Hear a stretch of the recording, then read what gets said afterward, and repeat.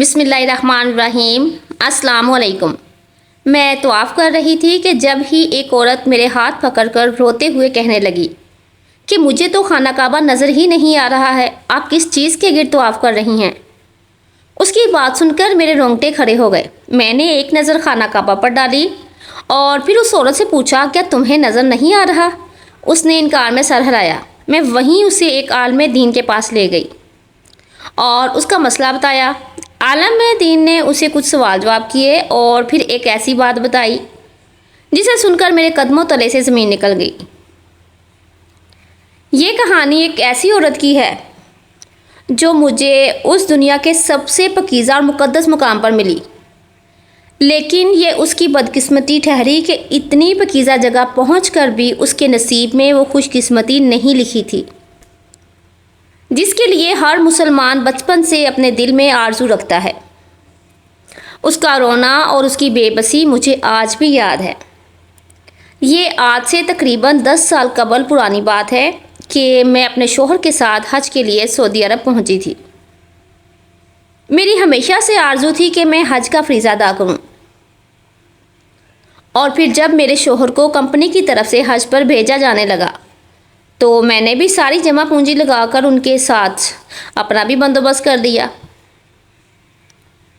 اپنی سرزمین کو الوداع کہتے ہم دونوں لبیک کی صدا لگاتے ہوئے سعودی عرب کی پاک سرزمین پر قدم رکھ چکے تھے۔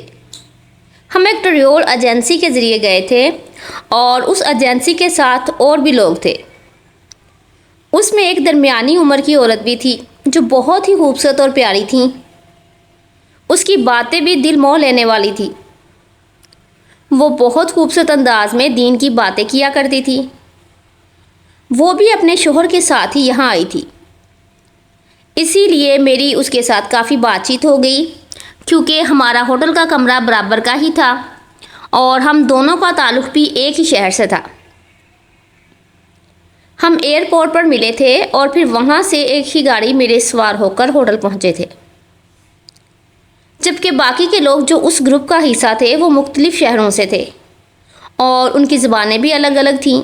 کوئی پنجابی بول رہا تھا، کوئی بلوچی بول رہا تھا، جبکہ وہ اور میں ہم دونوں اردو زبان میں بات کر رہے تھے۔ فلائٹ کے بعد ہم سیدھے ہوٹل پہنچے تھے۔ ہمیں کچھ دیر آرام کرنا تھا اور پھر ہمارے عمرہ کی ادائیگی کا سلسلہ شروع ہونا تھا۔ کچھ دن مکہ مکرمہ میں گزارنے تھے اور کچھ دن مدینہ منورہ میں گزارنے تھے۔ ہمارا یہ مبارک سفر مکہ کی پاک سرزمین سے شروع ہوا تھا۔ ہم لوگوں نے پلان کیا تھا کہ 4 گھنٹے آرام کرنے کے بعد فجر کی اذان ہوتے ہی ہم حرم میں جائیں گے اور نماز فجر ادا کریں گے، پھر وہاں سے واپس جا کر عمرے کا سلسلہ شروع کریں گے۔ جو لوگ کبھی عمرے یا حج پر نہیں گئے ہیں، میں انہیں یہاں یہ بات بتاتی چلوں کہ عمرہ کرنے کے لیے احرام باندھ کر ایک خاص مقام سے خانہ کعبہ تک آنا ہوتا ہے اور پھر ہی عمرہ شروع ہوتا ہے۔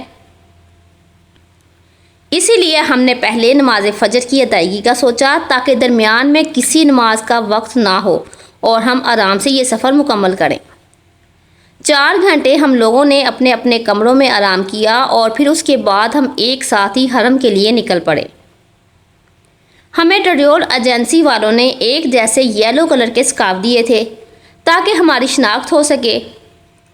میں نے بھی وہ سکارف پہن لیا تھا اور اس عورت نے بھی، جبکہ ہمارے شوہروں نے پیلے رنگ کا ہی بیگ گلے میں ڈالا ہوا تھا۔ ہم حرم شریف میں داخل ہوئے تو میری آنکھوں سے زاروں قطار آنسو بہنے لگے۔ ہمیں آنے میں دیر ہوئی تھی، اسی لیے کافی پیچھے جگہ ملی تھی۔ ہم نے نماز پیچھے ہی ادا کی اور پھر خانہ کعبہ کے دیدار کی حسرت لیے جیسے ہی ہم حرم کے صحن کے اندرونی حصے میں داخل ہوئے تو اچانک ہی دل کی حالت بدلی اور مجھے کچھ بھی سمجھ نہ آیا۔ بس میں پھوٹ پھوٹ کر رونے لگی اور لبیک کی صدا لگانے لگی۔ یہ وہ منظر تھا، یہ وہ لمحہ تھا جو میری زندگی کا سب سے خوبصورت لمحہ تھا۔ مجھے اپنا آپ مکمل محسوس ہوا تھا کیونکہ میں نے اس جگہ کا دیدار کر لیا تھا جسے آج تک تصاویر اور ٹی وی کے اسکرین میں دیکھتی آئی تھی۔ میرا بس نہیں چل رہا تھا کہ میں کعبے کے غلاف کو چھوم لوں، لیکن کافی سختی تھی اور قریب جانے کی اجازت نہیں تھی۔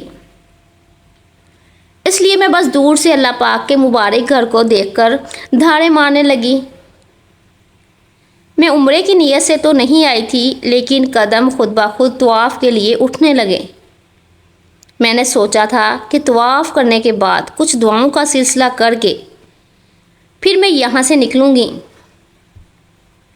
میں نے ابھی طواف شروع ہی کیا تھا کہ وہ عورت جس کا نام نجمہ تھا، اس نے زور سے میرا بازو پکڑا اور کہنے لگی، سویرا تم کیا کر رہی ہو؟ خانہ کعبہ کہاں ہے؟ تم کس چیز کے گرد چکر کاٹنے چل پڑی ہو؟ نجمہ باجی کی بات سن کر میں نے حیرت سے ان کی طرف دیکھا اور کہا، نجمہ باجی سامنے خانہ کعبہ ہے، سب لوگ طواف کر رہے ہیں، ہم بھی طواف کے لیے چلے ہیں۔ میری بات سن کر نجمہ باجی حیرت سے ادھر ادھر دیکھتے ہوئے کہنے لگی، مجھے تو کچھ بھی نظر نہیں آ رہا، بس سب لوگ گول گھومتے دکھائی دے رہے ہیں، لیکن کس چیز کے گرد گھوم رہے ہیں مجھے نہیں معلوم۔ میرے سامنے تو سارا منظر دھندلا ہوا ہو رہا ہے، کچھ بھی صاف دکھائی نہیں دے رہا ہے۔ نجمہ باجی کی بات سن کر میرا دماغ چکرا گیا۔ مجھے لگا وہ کوئی ذہنی مریضہ ہے جو اس طرح کی باتیں کر رہی ہیں۔ ویسے بھی میں ان سے کچھ دیر پہلے ہی تو ملی تھی، اس لیے مجھے ان کے بارے میں زیادہ کچھ نہیں معلوم تھا۔ میں نے نجمہ باجی سے کہا کہ کیسی باتیں کر رہی ہیں، یہ سامنے اللہ پاک کا گھر ہے، اسی کے لیے تو ہم یہاں آئے ہیں۔ میرا تو بس چل نہیں رہا کہ میں غلاف کعبہ کو چوم کر اور اپنی آنکھوں سے لگا لوں۔ وہ نجمہ باجی نے میری طرف دیکھا اور پھر شاید میرے چہرے کے تاثرات سے انہیں اندازہ ہوا کہ میں جو کچھ کہہ رہی ہوں وہ سچ ہے، اور پھر انہوں نے ایک نظر باقی لوگوں پر ڈالی جو دھیرے دھیرے قدم اٹھاتے طواف کر رہے تھے، اور پھر وہ خوب پھوٹ پھوٹ کر رونے لگی اور کہنے لگی کہ مجھے تو کچھ نظر نہیں آ رہا، بس دھندلا دھندلا سا کچھ محسوس ہو رہا ہے، لیکن خانہ کعبہ نظر نہیں آ رہا۔ ان کے اس انداز پر میں گھبرا گئی تھی۔ میرے اور ان کے شوہر کہیں پیچھے رہ گئے تھے۔ میں نے ان سے پوچھا کہ کیا آپ کی نظر کمزور ہے؟ وہ کہنے لگی، نہیں، میری نظر کمزور نہیں ہے، میں سچ کہتی ہوں، مجھے خانہ کعبہ نظر نہیں آ رہا۔ استغفار، مجھے اللہ کا گھر نہیں دکھ رہا۔ وہ روئے چلی جا رہی تھی اور میری حالت بھی خراب ہو گئی تھی۔ میں نے ان کا ہاتھ پکڑا اور جیسے تیسے طواف مکمل کیا۔ پھر میں نے اپنے شوہر اور نجمہ باجی کے شوہر کو تلاش کیا تو وہ دونوں مجھے نظر آ گئے۔ وہ تو خدا پاک کا شکر تھا کہ وہ نظر آ گئے تھے، ورنہ اس وقت بھی کافی زیادہ رش تھا۔ میں نے فوراً اپنے شوہر کو بلایا تو نجمہ باجی کے شوہر بھی چلے آئے۔ پھر انہیں ساری بات بتائی تو وہ بھی حیران ہوئے۔ نجمہ باجی کے شوہر نے ان کا ہاتھ پکڑ کر پوچھا، تمہیں کیا ہو گیا ہے نجمہ؟ تمہاری تو نظر بھی کمزور نہیں ہے، پھر اتنا بڑا خانہ کعبہ تمہیں دکھائی کیوں نہیں دے رہا ہے؟ نجمہ باجی روتے ہوئے کہنے لگی، مجھے سچ میں کچھ دکھائی نہیں دے رہا۔ انہوں نے وہی بات دہرائی کہ مجھے سب دھندلا دکھائی دے رہا ہے۔ میں تو حیران تھی کہ لوگ کس چیز کے گرد طواف کر رہے ہیں۔ سویرا نے مجھے بتایا کہ سامنے خانہ کعبہ ہے، لیکن مجھے اب بھی کچھ نظر نہیں آ رہا ہے۔ نجمہ باجی بالکل اس طرح ادھر ادھر دیکھ رہی تھی جیسے کوئی اندھا شخص کچھ دیکھنے کی کوشش کرتا ہے۔ ہم چاروں ہی ان کی اس حالت اور رونے سے کافی پریشان تھے۔ میں نے نجمہ باجی کے حق میں دعا مانگی، ان کی بینائی واپس آ جائے اور انہیں نظر آنے لگے، لیکن ان کی بینائی گئی کب تھی جو واپس آتی؟ باقی سب کچھ تو نظر آ رہا تھا۔ وہاں موجود سارے لوگ اور ارد گرد کی ہر چیز انہیں نظر آ رہی تھی۔ اگر کچھ دکھائی نہیں دے رہا تھا تو وہ اللہ پاک کا گھر تھا۔ اور پھر جب ہمیں کچھ سمجھ نہ آیا تو ہم نجمہ باجی کا ہاتھ پکڑ کر وہاں سے باہر چلے آئے۔ ان کی حالت کافی خراب ہو چکی تھی، وہ پھوٹ پھوٹ کر رو رہی تھی۔ پھر کسی نے نجمہ باجی کا مسئلہ سن کر ہمیں بتایا کہ باہر ایک جگہ ہے جہاں سارے عالم دین بیٹھتے ہیں اور لوگوں کے شرعی مسائل حل کرتے ہیں۔ آپ وہاں جا کر ان کا مسئلہ بیان کریں کہ کیا پتہ کون سی بات ہو جو اللہ تعالیٰ کو اتنی ناگوار گزری ہو کہ نجمہ باجی کو ایسی سزا ملی ہے۔ یہ سننا تھا کہ نجمہ باجی کے چہرے کا رنگ اتر گیا۔ انہوں نے عالم دین کے پاس جانے سے صاف انکار کر دیا، جیسے ان کی کوئی چوری پکڑی گئی ہو۔ پھر ہم انہیں لے کر زبردستی عالم دین کے پاس گئے تاکہ کسی طرح اس مسئلے کا حل ہو سکے۔ میں بھی ساتھ ہی تھی اور میرے شوہر بھی، کیونکہ نجمہ باجی کے شوہر کافی پریشان ہو رہے تھے۔ ایسے وقت پر ان دونوں کو اس غیر ملک میں تنہا چھوڑنا ہم نے مناسب نہیں سمجھا۔ حالانکہ اس معاملے کی وجہ سے ہمارے عمرے کی ادائیگی والا معاملہ بھی ٹل گیا تھا۔ خیر، عالم دین نے ساری بات سنی اور نجمہ باجی سے پوچھا کہ آپ کون ہیں، کیا کرتی ہیں، اپنے بارے میں سب کچھ بتائیں۔ کوئی بات چھپانے کی ضرورت نہیں ہے تاکہ معلوم ہو سکے کہ آخر اصل مسئلہ کیا ہے۔ جب وجہ پتہ چلے گی تو پھر ہی کوئی فتویٰ دیا جا سکے گا یا اس مسئلے کا کوئی حل تلاش کیا جائے گا، کیونکہ آج تک کبھی ایسا نہیں ہوا کہ کوئی اس در پر آیا ہو اور اسے خانہ کعبہ جیسی پاک جگہ نظر نہ آئے۔ یقیناً کوئی بہت ہی الجھا ہوا معاملہ ہے۔ وہ عالم دین کافی قابل فہم معلوم ہوتا تھا۔ اس کی بات کرنے کا انداز بھی اچھا تھا، وہ اردو لہجے میں ہی بات کر رہا تھا، شاید پاکستان سے ہی اس کا تعلق تھا۔ پہلے تو نجمہ باجی نے اپنے شوہر اور ہم لوگوں کی طرف دیکھا اور پھر دھیرے دھیرے وہ اپنے بارے میں سب کچھ بتانے لگی۔ میرے لیے وہ انجان تھی، اس لیے میں بھی غور سے ان کی بات سن رہی تھی۔ اور پھر جیسے جیسے نجمہ باجی نے اپنے بارے میں ہر بات بتائی تو میرے رونگٹے کھڑے ہو گئے اور میرے ہاتھ پیروں سے پسینہ چھوٹ گیا۔ آگے کی کہانی میں نجمہ باجی کی زبانی ہی بیان کرنے جا رہی ہوں۔ جو کچھ نجمہ باجی نے اس عالم دین کو بتایا وہ میں انہی کی زبانی آپ کے سامنے رکھتی ہوں، محترم ناظرین، تاکہ کہانی سمجھنے میں آپ کو آسانی ہو۔ میرا نام نجمہ ہے، میں ایک اچھے گھرانے سے تعلق رکھتی تھی۔ پھر میری شادی ہوئی اور شادی کے بعد ہمارے حالات کچھ خراب ہو گئے، گھر میں تنگی ہو گئی اور مجھے اس تنگی کی عادت نہیں تھی، کیونکہ میرے گھر میں ہر طرح کی آسائشیں تھیں۔ خوشیاں اور آسائشات تو میرے شوہر نے بھی دی تھی، لیکن شاید میرے نصیب میں یہ چیزیں زیادہ عرصے تک نہیں لکھی تھی۔ اسی لیے میرے شوہر کا کاروبار ختم ہوا، وہ معمولی سے نوکری کرنے لگے تو گھر کے حالات بھی بدل گئے، کچھ بھی پہلے جیسا نہ رہا اور یہ بات میری برداشت سے باہر ہو گئی۔ مجھے نہ ہی اپنی خواہشات کو قربان کرنے کی عادت تھی اور نہ ہی میں ایسا کچھ کرنا چاہتی تھی۔ پہل میں نے اپنے شوہر داؤد پر دباؤ ڈالا کہ کسی بھی طرح وہ زیادہ پیسے کمائیں، لیکن 2 نوکریاں کرنے کے باوجود بھی گھر کے اخراجات ہی پورے ہو پاتے تھے۔ میری شاہانہ خرچوں کے لیے ان کے پاس پیسے نہ بچتے۔ روز روز کے جھگڑوں سے گھر کا ماحول خراب ہونے لگا۔ پھر ایک دن میری ایک دوست نے مجھ سے کہا کہ میں مردوں کو نہلانے کا کام کرتی ہوں، تم بھی میرے ساتھ چلو،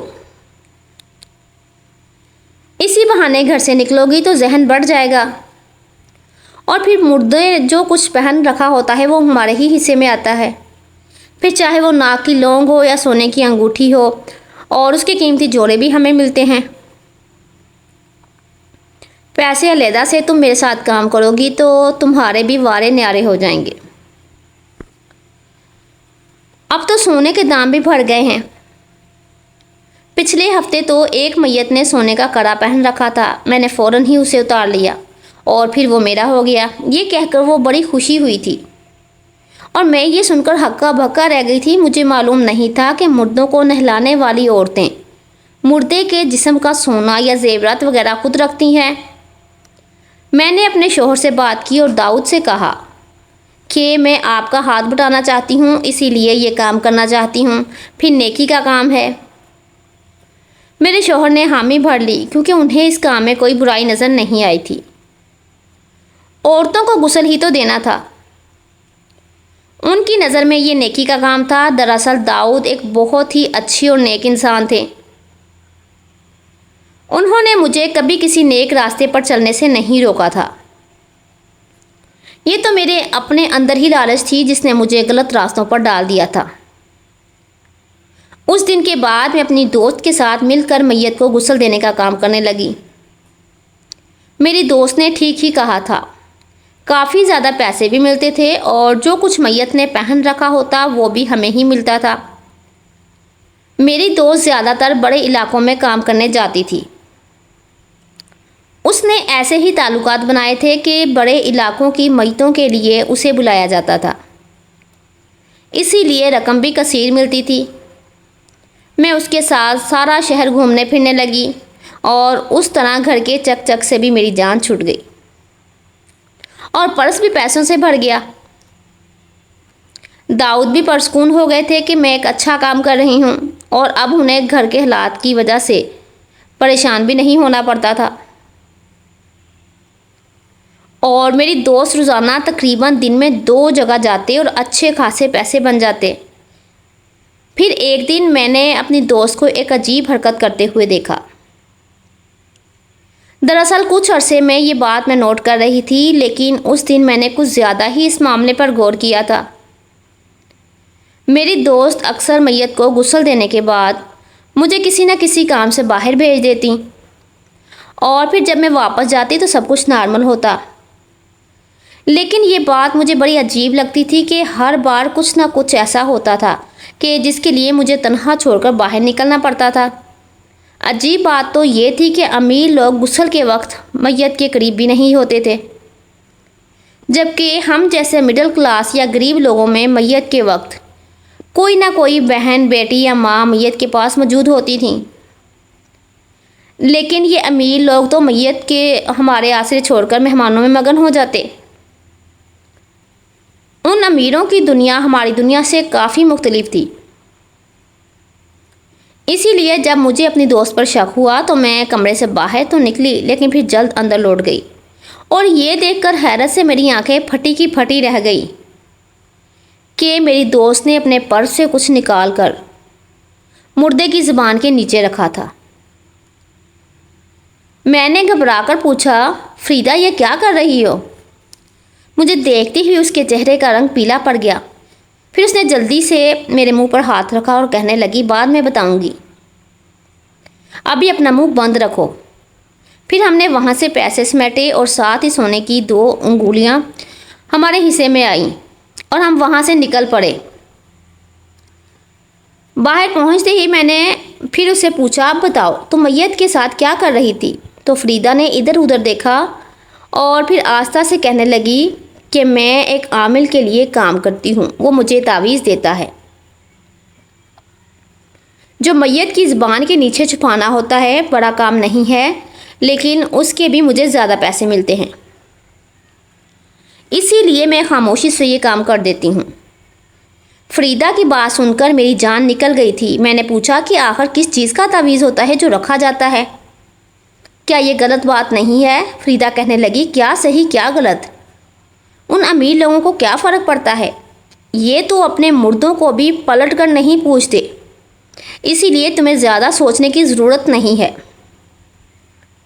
معمولی سے کام کے بہت زیادہ پیسے ملتے ہیں۔ مجھے دیکھو، میں نے کتنا بڑا گھر خرید لیا ہے، جبکہ تمہارے شوہر کا جب سے کاروبار ڈوبا ہے تمہارے تو حالات ہی نہیں سنبھل رہے ہیں۔ فریدہ کی بات سن کر میں خاموش ہو گئی تھی۔ پھر آہستہ آہستہ میں اسے یہی سب کچھ کرتے ہوئے دیکھنے لگی اور میرا دل بھی سخت ہو گیا۔ پھر ایک دن فریدہ کی اچانک سے حالت خراب ہوئی اور اسے فالج کا اٹیک ہو گیا۔ وہ بولنے سے بھی قاصر ہو گئی، بس بستر سے لگ گئی تو میں نے اکیلے ہی یہ کام سنبھال لیا۔ اتنے عرصے میں میرے بھی تعلقات بن گئے تھے۔ پھر فریدہ کی جگہ میں نے وہی کام شروع کر دیا۔ میں اس عامل بابا کو فریدہ کے توست سے جان گئی تھی۔ مجھے پیسوں کی لالچ لگی تو میں اس عامل کے پاس جاتی، اسے تعویذ لیتی اور پھر میت کی زبان کے نیچے رکھ دیتی۔ مجھے نہیں معلوم تھا کہ تعویذ کس چیز کا ہے، لیکن مجھے اس کام کے اچھے خاصے پیسے ملتے تھے۔ پھر دھیرے دھیرے انہی پیسوں سے میں نے اپنے شوہر کو دوبارہ کاروبار شروع کروا کے دیا اور ہمارے حالات بہتر ہو گئے۔ کبھی کبھی داؤد پوچھتے کہ نجمہ تم اتنی ترقی کیسے کر رہی ہو؟ میں ان سے یہی کہتی کہ یہ پیسے امیر لوگ ہمیں دیتے ہیں، کیونکہ ہم ان کے پیاروں کی آخری رسومات ادا کرنے میں ان کا ساتھ دیتے ہیں۔ اور میری یہ بات سن کر داؤد مطمئن ہو جاتے۔ میں نے ساری زندگی اسی طرح پیسہ بنایا اور پھر اسی پیسے سے ہی حج کرنے چلی آ گئی، لیکن یہاں آنے کے بعد مجھے خانہ کعبہ ہی نظر نہیں آیا۔ ہر چیز دھندلی دکھائی دے رہی ہے۔ میں نہیں جانتی ایسا کیوں ہو رہا ہے، لیکن مجھے لگتا ہے کہ یہ سب کچھ ان تعویذوں کی وجہ سے ہو رہا ہے۔ میرا رب مجھ سے ناراض ہو گیا ہے اور اسی لیے مجھے یہاں زیارت نصیب بھی نہیں ہوئی۔